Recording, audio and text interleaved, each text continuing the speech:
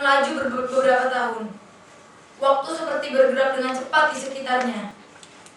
Tara menggosok-gosok mata. Ia masih berada di istana pada zaman yang sama. Namun, suasana terasa berbeda. Terdengar lantunan lagu-lagu yang merdu. Istana dipadati oleh gadis-gadis cantik dari seantero negeri. Tampak Pangeran Siddhartha dewasa muda berdiri penuh wibawa. Sang pangeran tampak tidak tertarik pada kecantikan perempuan-perempuan itu. Sebetulnya, sang pangeran tidak ingin menikah. Namun, keluarganya mendesaknya karena khawatir sang pangeran akan menjadi petapa dan kerajaan akan kehilangan penerus. Ara berada dalam barisan gadis-gadis itu.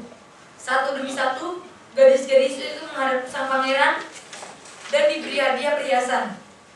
Namun, aura sang pangeran begitu menyilaukan hingga semua perhiasan tampak pudar. Begitu maju, setiap gadis langsung tersipu-sipu dan tak berani menatap lebih dari sekejap saja. Ketika waktunya Tara maju, ia malah tak berani menatap sama sekali. Takut ketahuan bahwa ia seharusnya tidak berada di situ. Lebih bingung lagi kalau ia sampai terpilih.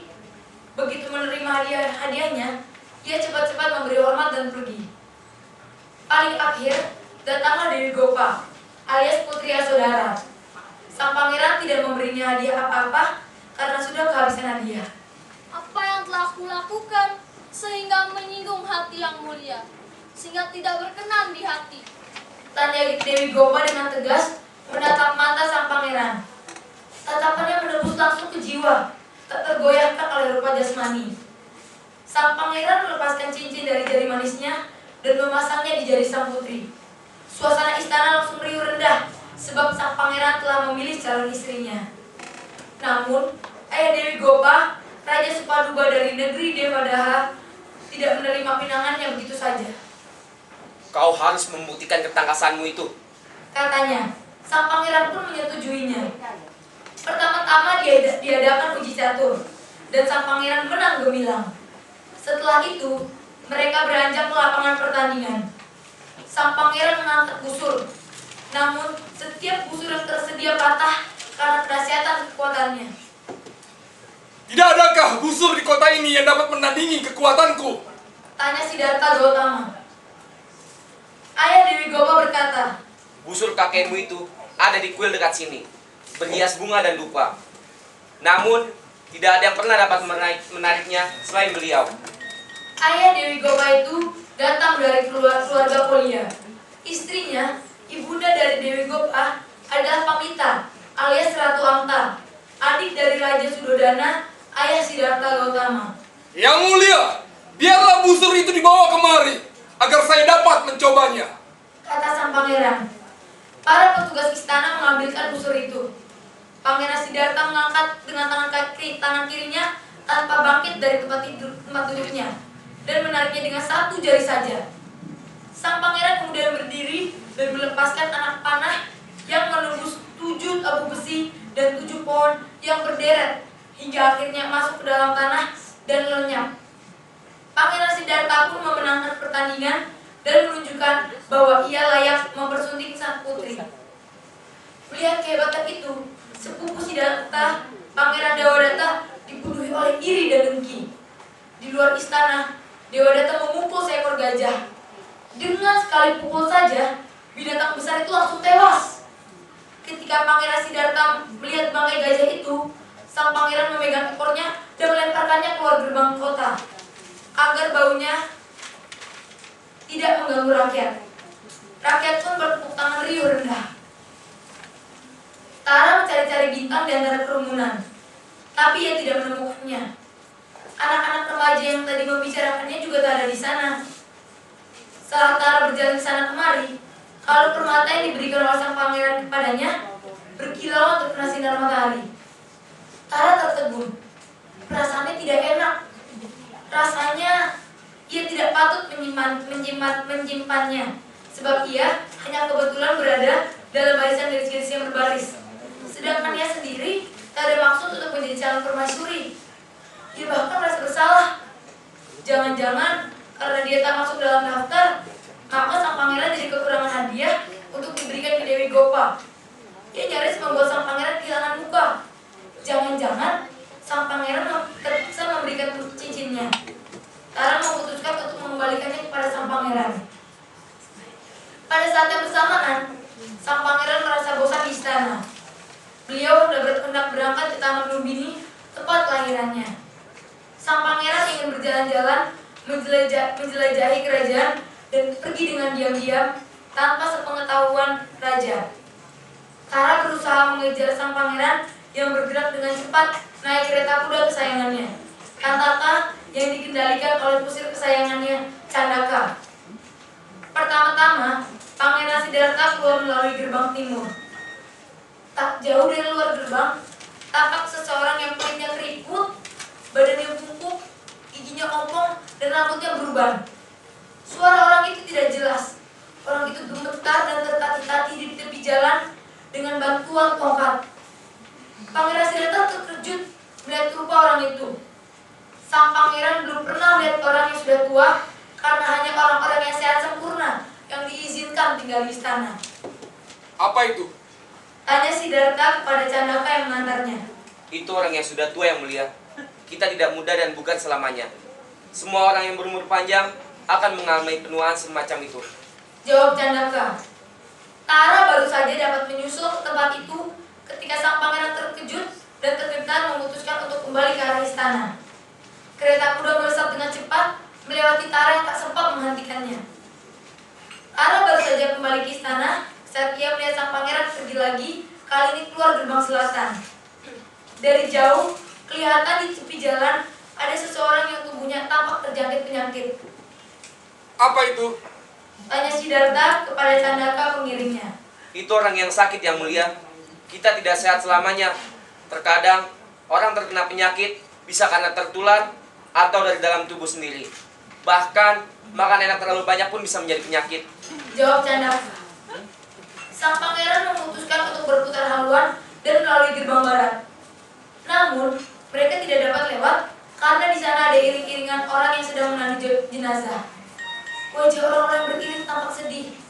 Beberapa di antara mereka menangis. Apa itu?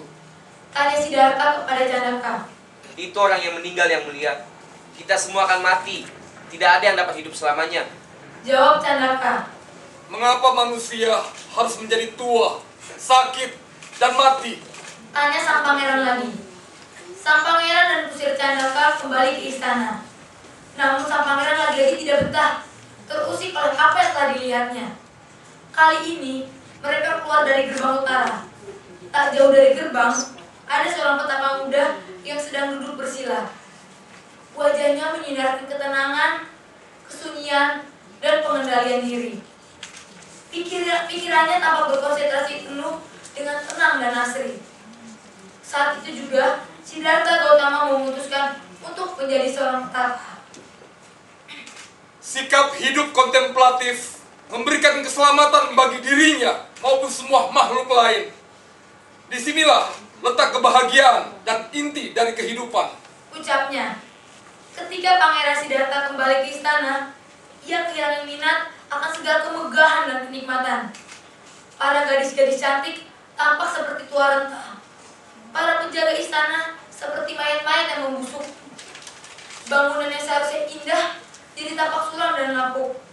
Sang pangeran ingin meninggalkan semuanya, tapi sang raja memperketat penjagaan agar sang pangeran tidak dapat lari kemana-mana.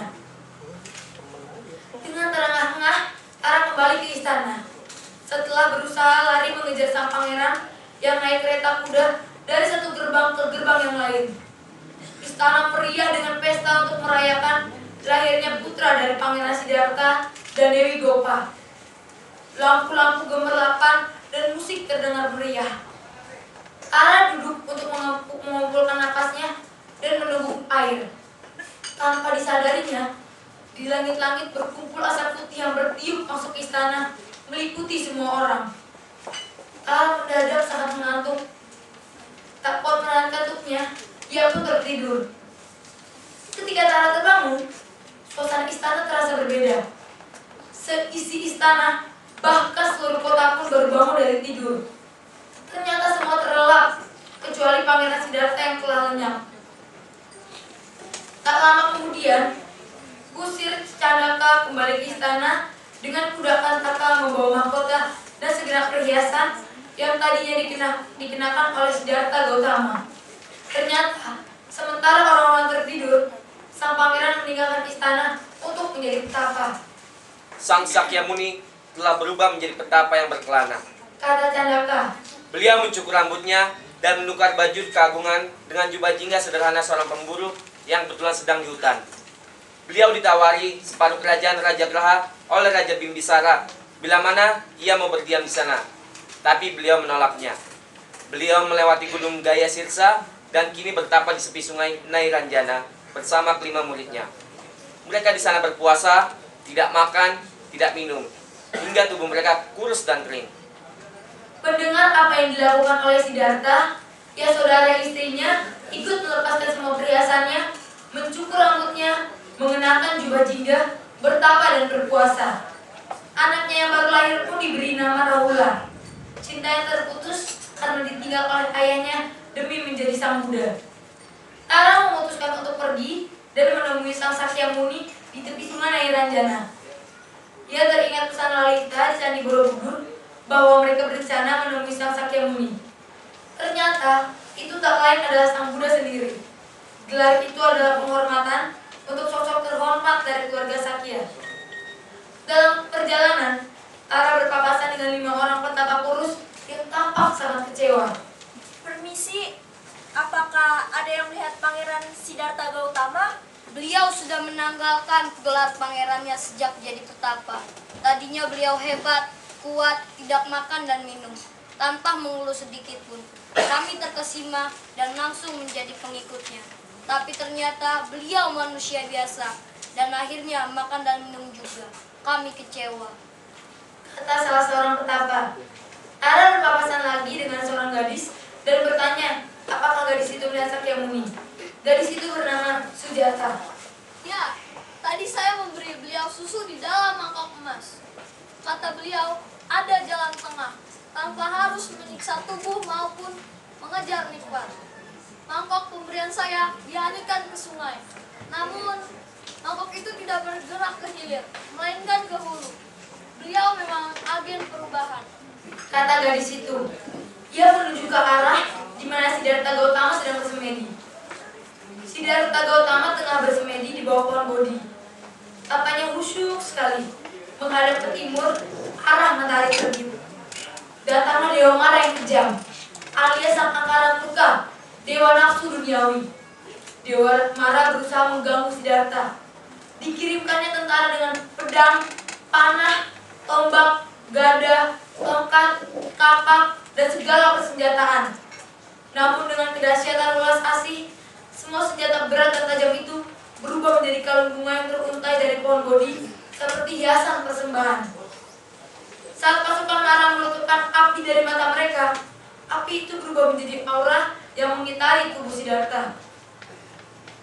Tak berhasil dengan cara kekerasan, putri-putri Mara yang elok berusaha meraih Siddhartha agar tergiur oleh kecantikan mereka.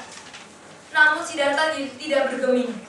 Sampai akhirnya beliau mencapai pencerahan tertinggi dan menjadi Tathagata alias Sang Buddha. Tara mengembalikan kalungnya yang diberikan oleh Pangeran Siddhartha dengan meletakkannya di hadapan Sang Buddha. Bertepatan dengan itu, Sang Buddha memutar roda Dharma, memberikan pengajaran tentang 8 jalan mulia. Pengertian benar, pikiran benar, ucapan benar, perbuatan benar, pencaharian benar, daya upaya benar, perhatian benar, dan konsentrasi benar. Tara terkesima melihat senyum Sang Buddha dan auranya yang bersinar-sinar. Sang Buddha terus bertapa, tak henti-hentinya bergeming, tubuhnya kokoh seperti patung. Lama-kelamaan, Tara perhatikan yang di hadapannya itu memang kaca. Ternyata, ia terpuruk di atas pelataran bulat Candi Borobudur di hadapan salah satu stupa terbuka. Matahari siang bersinar terik di ubun-ubun. Ia lupa memakai topi dan tadi tidak menyewa payung. Lantas pusing, apakah tadi ia pingsan? Tara terduduk, haus dan lapar. Ia baru teringat bekalnya. Ia makan dan minum. Memang, ia belum menemukan bintang yang dicarinya. Namun, ia tetap harus memperhatikan dirinya agar kuat dan segar untuk terus mencari, sesuai jalan tengah.